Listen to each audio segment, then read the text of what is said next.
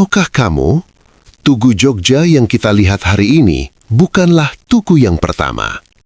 Sebuah simbol persatuan pernah runtuh bersama gempa dahsyat. Sebuah makna sakral pernah diubah oleh penjajahan. Dan hingga kini, tugu ini masih menyimpan janji yang dijaga dalam diam. Apa sebenarnya rahasia di balik berdirinya Tugu Jogja?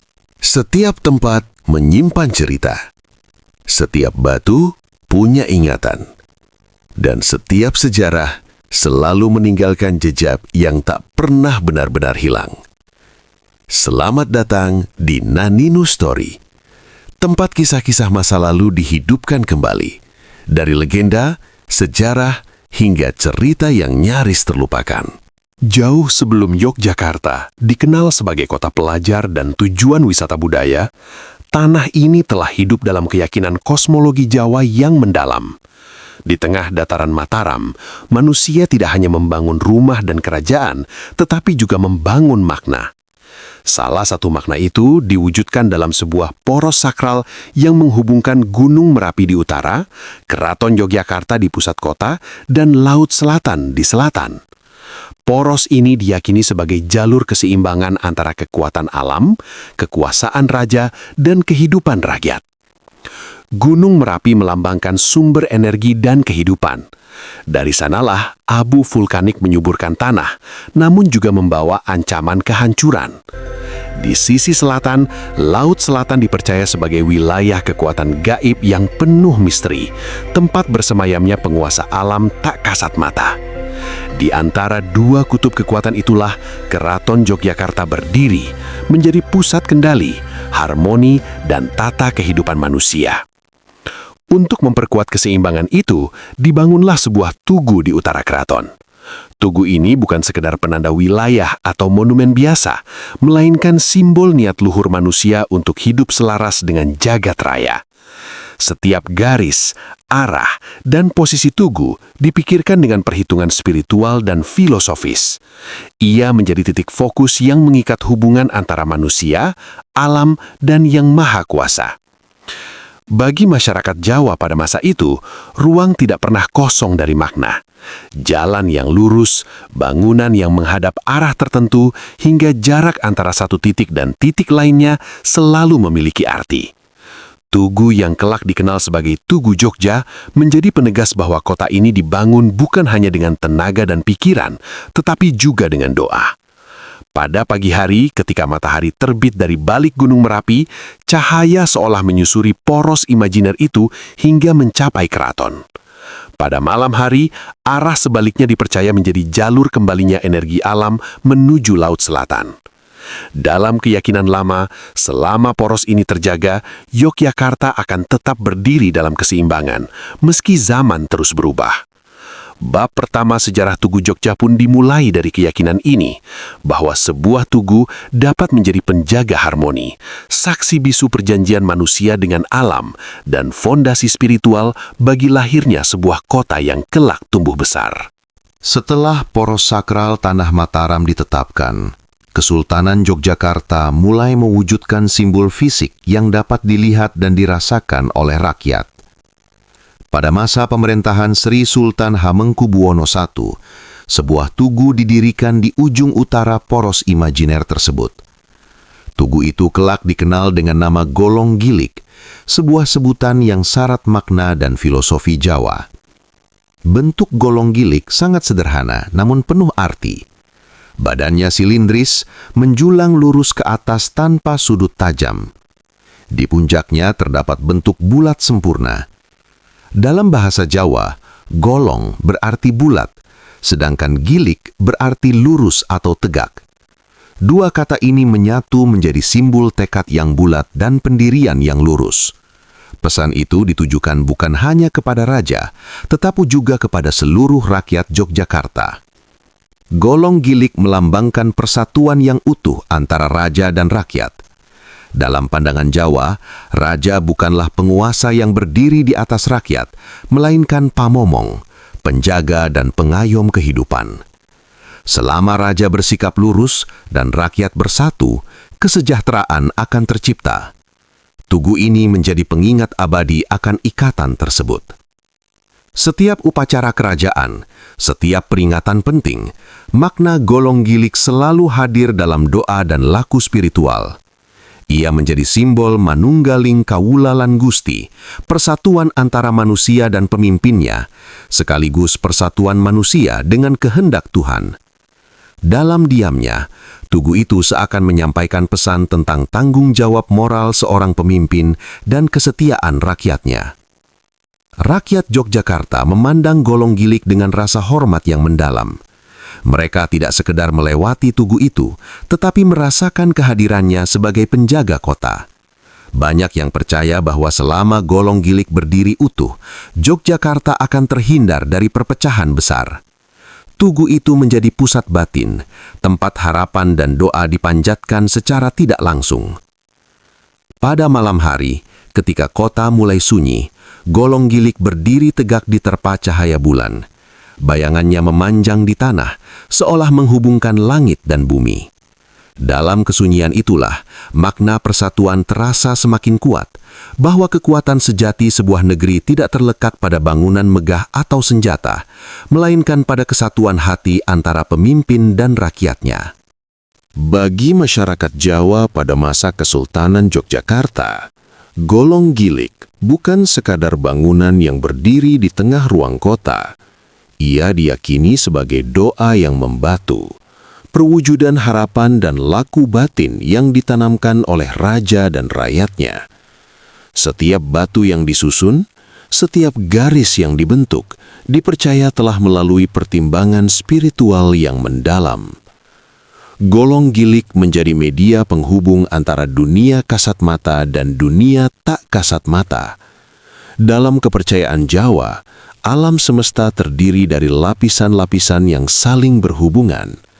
Manusia hidup di antara kekuatan besar yang tak selalu terlihat, namun selalu terasa pengaruhnya. Tugu itu berdiri sebagai penyeimbang agar energi alam tidak meluap dan kehidupan tetap berjalan dalam harmoni. Setiap ritual penting kerajaan, doa-doa yang dipanjatkan Sultan Hamengkubuwono I dan para abdi dalam seolah mengalir menuju golong gilik.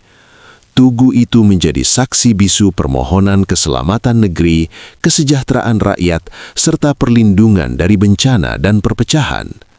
Dalam keheningannya, golong gilik dipercaya menyimpan getaran doa-doa tersebut. Rakyat biasa pun menaruh keyakinan yang sama.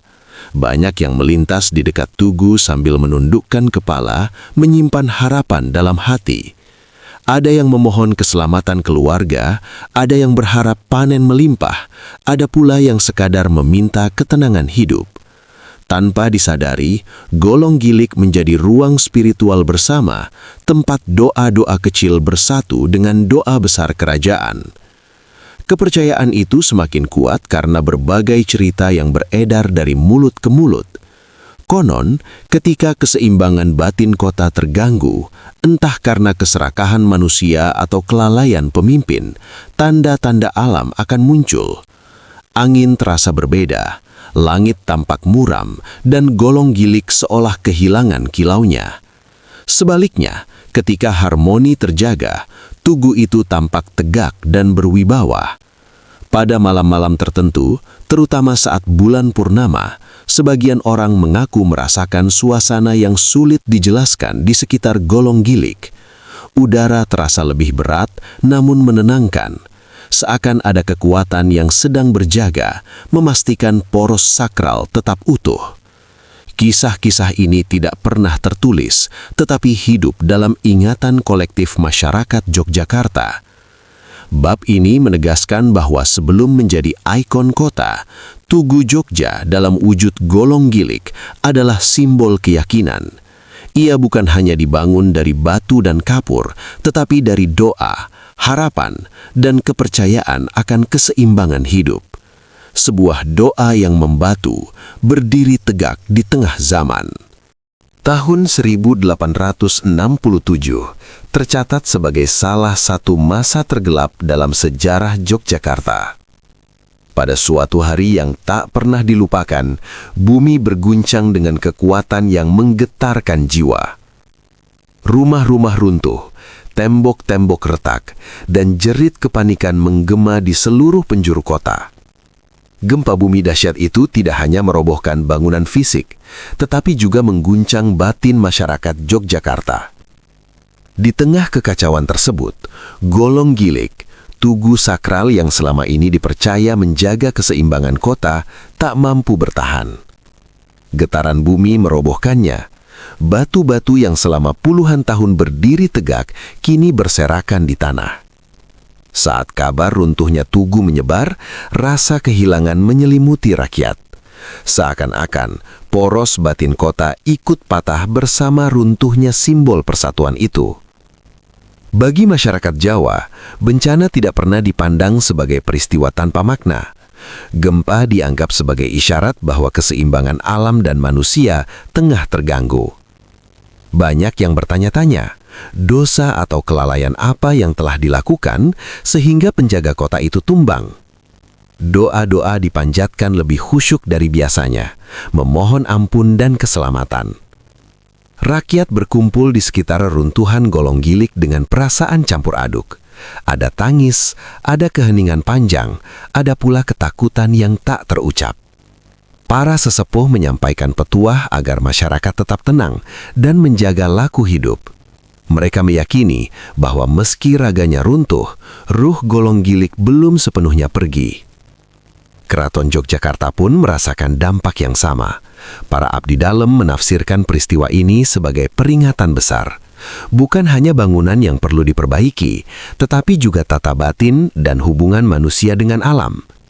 Runtuhnya tugu menjadi simbol rapuhnya kehidupan, bahwa sebesar apapun keyakinan manusia, alam tetap memiliki kuasa tertinggi.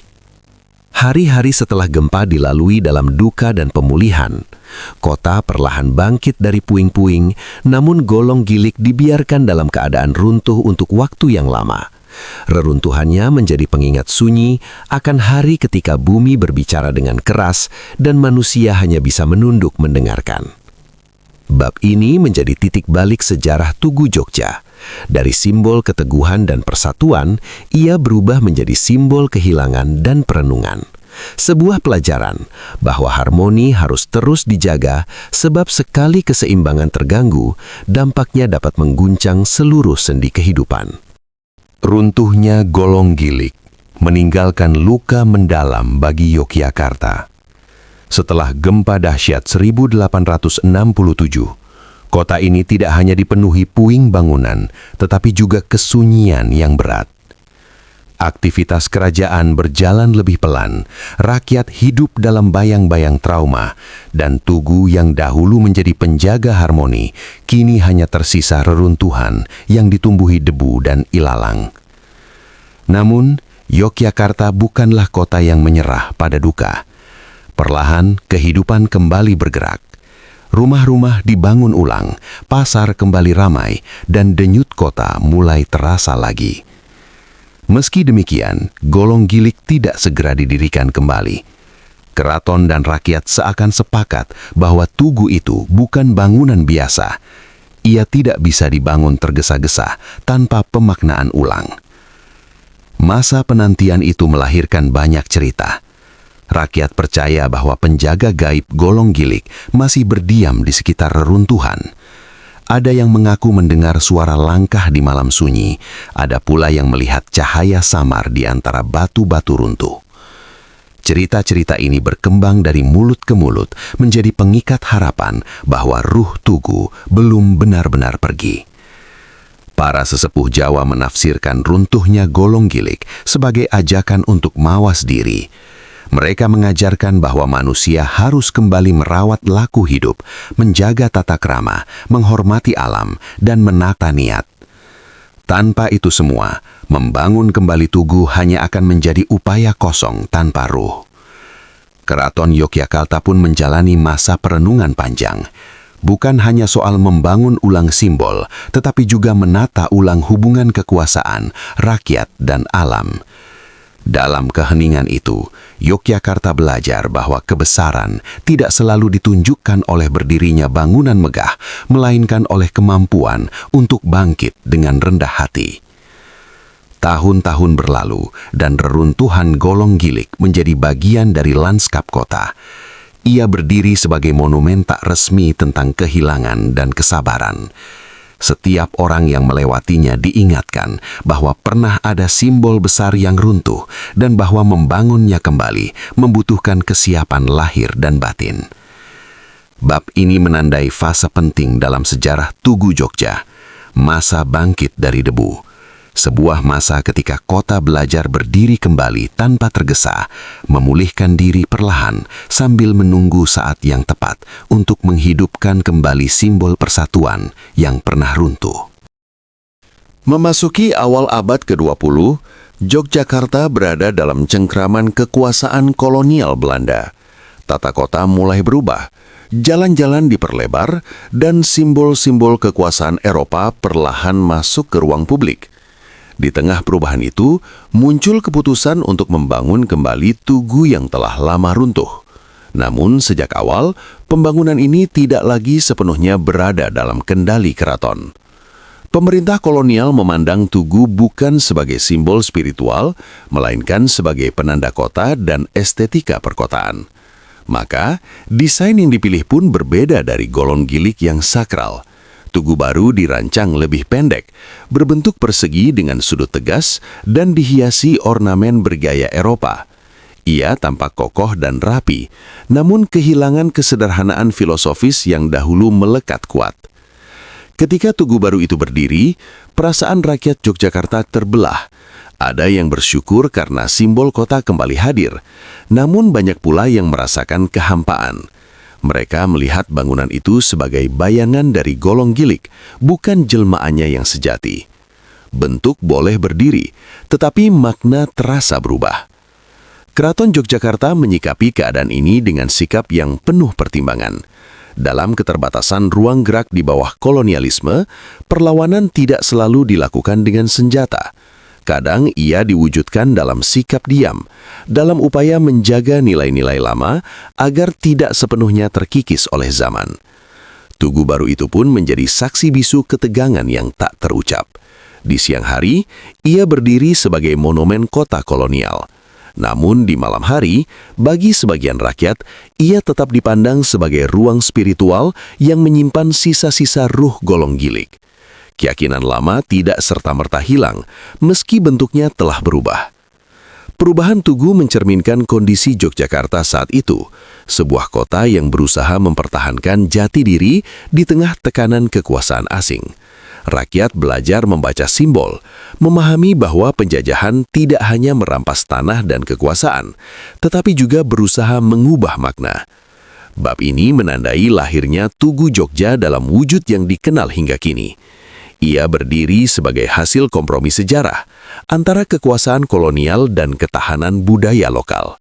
Sebuah tugu yang mungkin berbeda rupa, namun tetap menyimpan ingatan panjang tentang simbol persatuan yang pernah ada.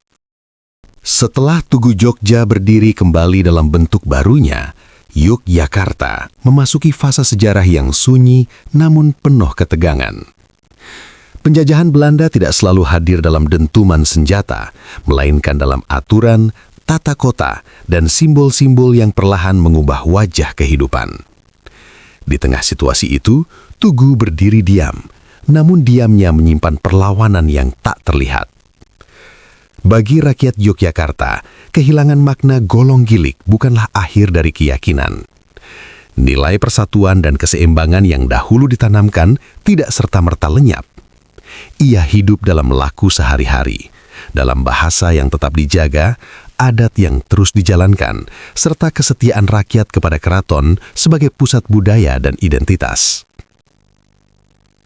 Tugu Jogja menjadi titik temu berbagai lapisan masyarakat. Pedagang, abdi dalam, pelajar, hingga pejuang pergerakan nasional sering melintasi kawasan itu.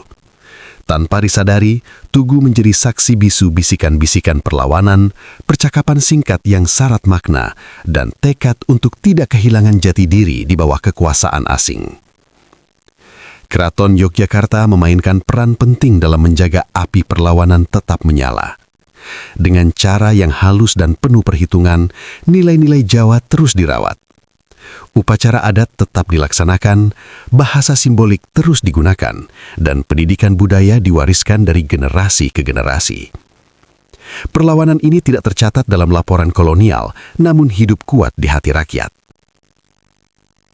Pada malam hari, ketika lalu lintas kota mereda, Tugu Jogja berdiri dalam kesunyian yang syarat makna. Bagi sebagian orang, ia bukan sekedar monumen kolonial, melainkan pengingat akan Golong Gilik yang pernah berdiri tegak. Diam-diam, tugu itu menjadi tempat merenung, menguatkan tekad, dan menyusun harapan tentang masa depan yang merdeka. Perlawanan kultural ini membuktikan bahwa kekuatan sebuah bangsa tidak selalu ditunjukkan melalui konfrontasi terbuka. Dalam diam, Yogyakarta menolak dilupakan. Dalam kesederhanaan, rakyatnya menjaga makna.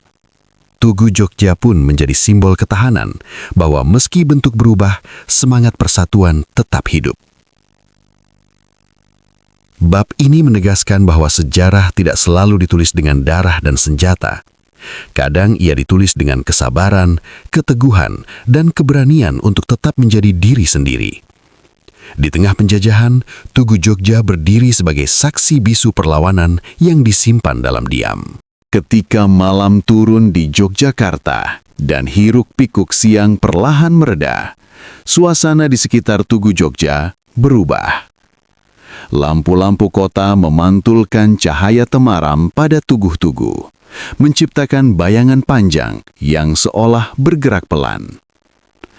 Pada jam-jam inilah, cerita-cerita tak terlihat mulai hidup. Kisah yang tidak tercatat dalam buku sejarah, tetapi bersemayam kuat dalam ingatan masyarakat. Sejak dahulu, kawasan Tugu dipercaya memiliki energi yang berbeda pada malam hari. Banyak orang yang melintas merasakan hawa yang lebih sejuk dan sunyi, seakan ruang di sekitar Tugu terpisah dari keramaian kota. Beberapa sesepuh meyakini bahwa sisa-sisa ruh Golong Gilik masih berdiam di sana, menjaga poros sakral meski wujudnya telah berubah. Cerita-cerita mistis pun berkembang dari generasi ke generasi. Ada kisah tentang bayangan yang tampak berdiri di dekat Tugu pada malam tertentu. Ada pula yang mendengar langkah kaki tanpa rupa. Bagi masyarakat Jawa, kisah-kisah ini bukan untuk ditakuti, melainkan dipahami sebagai tanda bahwa ruang tersebut memiliki nilai dan sejarah yang dalam. Tidak sedikit orang yang datang ke Tugu Jogja pada malam hari untuk sekedar merenung. Di tengah sunyi, mereka memikirkan perjalanan hidup, mengingat leluhur, atau menata kembali niat. Tanpa ritual resmi, Tugu menjadi ruang batin terbuka, tempat manusia berdialog dengan dirinya sendiri dan dengan masa lalu. Para perantau yang kembali ke Yogyakarta sering menyempatkan diri singgah di Tugu pada malam hari. Bagi mereka, Tugu adalah penanda pulang, titik temu antara kenangan dan kenyataan. Dalam keheningan malam, suara kota terasa lebih jujur, dan Tugu Jogja berdiri sebagai saksi kesetiaan ingatan. Cerita tak terlihat ini memperkaya makna Tugu Jogja. Ia bukan hanya ikon yang terang di siang hari, tetapi juga penjaga sunyi di malam hari. Keberadaannya mengingatkan bahwa sejarah tidak selalu berbicara lantang. Kadang ia berbisik, menunggu untuk didengarkan oleh mereka yang mau berhenti sejenak. Bab ini menutup tabir malam di sekitar Tugu Jogja, memperlihatkan sisi lain yang jarang disadari. Di antara cahaya lampu dan kesunyian, Tugu terus menjaga memori kota.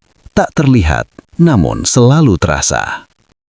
Memasuki paruh akhir abad ke-20 hingga era modern, wajah Yogyakarta berubah dengan cepat. Jalanan semakin ramai, kendaraan bermotor menggantikan dokar dan sepeda, serta bangunan-bangunan baru tumbuh mengikuti kebutuhan zaman. Di tengah arus perubahan itu, Tugu Jogja tetap berdiri di tempatnya, menjadi penanda yang tak tergeser oleh waktu. Tugu Jogja perlahan menjelma menjadi ikon kota, Ia hadir dalam kartu pos, buku pelajaran, poster wisata, hingga layar televisi. Bagi pendatang, Tugu adalah tanda bahwa mereka telah tiba di jantung Yogyakarta.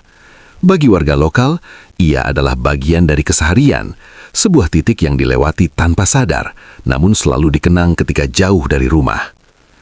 Makna Tugu pun mengalami perluasan. Jika dahulu ia dipahami terutama sebagai simbol spiritual dan persatuan, kini ia juga menjadi ruang sosial. Di sekitarnya, orang berkumpul untuk merayakan kemenangan, menyampaikan aspirasi, atau sekedar menikmati malam. Tugu menjadi saksi perubahan cara masyarakat mengekspresikan diri, dari ritual sakral hingga ekspresi publik modern. Namun, di balik keramaian itu, ingatan sejarah tetap berbisik.